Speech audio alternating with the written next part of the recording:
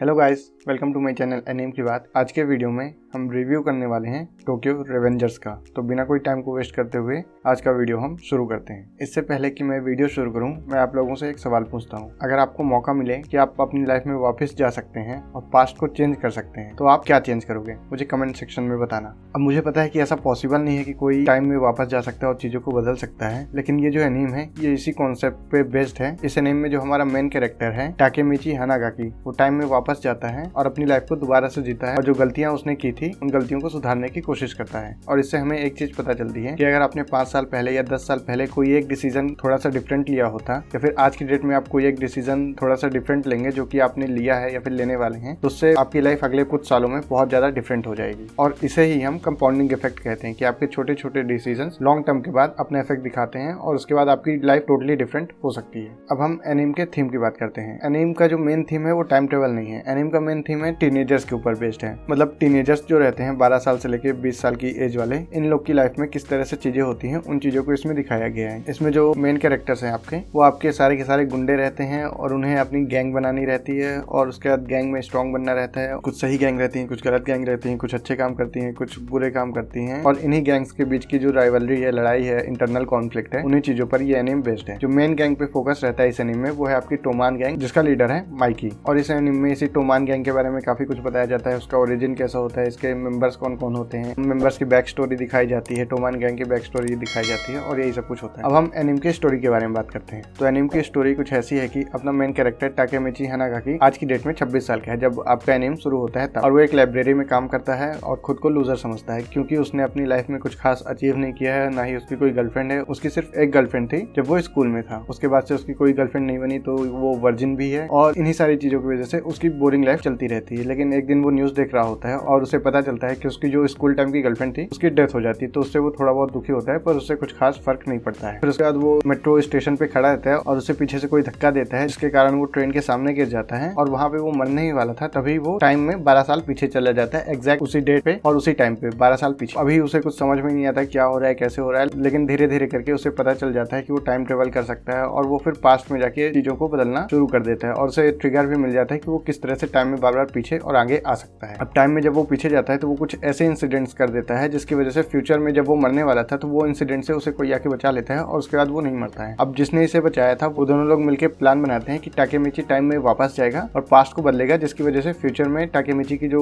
School time की girlfriend थी वो नहीं मरती है। और हिनाटा की मौत के पीछे जो मेन रीजन था वो थी टोमान गैंग। तो टाकेमिची पास्ट में जाके ये ट्राई करता है कि वो टोमान गैंग के बारे में जाने और उसे खत्म करे या फिर उसे किसी तरह से रोके ताकि फ्यूचर में हिनाटा की डेथ ना हो। और फिर एनीम के जो पूरी स्टोरी है वो इसी गोल के ऊपर बेस्ड है कि वो बार बार पीछे जाता है और कुछ इंसिडेंट्स को चेंज करता है, जिसकी वजह से हिनाटा की डेथ नहीं होती। फिर वो फ्यूचर में आ जाता है, फ्यूचर में रहता है, लेकिन कुछ टाइम के बाद हिनाटा की फिर से डेथ हो जाती है और इसकी डेथ का रीजन अभी भी टोमान गैंग ही रहती है। तो वो फिर से वापस जाता है, फिर से चीजों को बदलता है, फिर से वापस आता है, फिर से हिनाटा की डेथ होती है। तो बार बार यही चीजें होती रहती है, लेकिन कहानी उसके बाद भी इंटरेस्टिंग बनी रहती है। अब हम एनीम के कैरेक्टर्स की बात करें तो सभी को काफी स्क्रीन टाइम मिला है, स्पेशली एनीम के फर्स्ट हाफ में इनविंसिबल माइकी और ड्रैगन को और सेकंड हाफ में बाजी और काजुटोरो को। माइकी के ऊपर फोकस इतना ज्यादा हो जाता है कि कई बार हम लोग भूल जाते हैं कि एनीम का जो मेन कैरेक्टर है वो टाकेमिची है और हमें टाकेमिची की स्टोरी में इंटरेस्ट नहीं रहता, हम माइकी की स्टोरी में ज्यादा इंटरेस्ट लेने लगते हैं। और जब एनीम का सेकंड पार्ट आता है तो उसमें हमें बाजी की स्टोरी में बहुत ज्यादा इंटरेस्ट हो जाता है। फिर हम ना माइकी पे इंटरेस्ट इतना ज्यादा लेते हैं और ना ही टाकेमिची पे लेते हैं, हमें बाजी की स्टोरी जानने में बहुत ज्यादा इंटरेस्ट हो जाता है। तो कुल मिला के बात यह है कि बाकी कैरेक्टर्स पर भी इतना अच्छा से फोकस किया गया है कि हम बाकी कैरेक्टर्स के बारे में भी इंटरेस्टेड रहते हैं। अब एनीम की अगर लेंथ की बात करें तो एनीम में टोटल 24 एपिसोड्स हैं। एनीम के पेस की बात करें तो एनीम का पेस अच्छा है और इस तरह का एनीम मैंने पहली बार देखा है, तो पेस से इसमें कुछ खास फर्क नहीं पड़ा क्योंकि टाइम में बार बार वो लोग ट्रेवल कर रहे हैं, तो पेस से इतना कुछ खास मुझे नहीं लगता फर्क पड़ेगा। एनिमेशन की अगर क्वालिटी की बात करें तो वो भी अबव एवरेज है, मैं आउट ऑफ 100 में इसे